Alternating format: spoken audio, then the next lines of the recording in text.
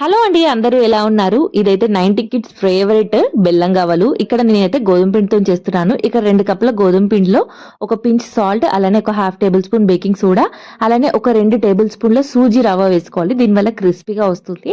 ఇప్పుడు అందులోనే కాగబెట్టిన నెయ్యి ఒక 2 టేబుల్ స్పూన్లు వేసుకొని మంచిగా ఒకసారి కలిపేసుకొని తర్వాత వాటర్ వేసి చపాతీ పిండిలాగా కలిపేసుకోవాలి.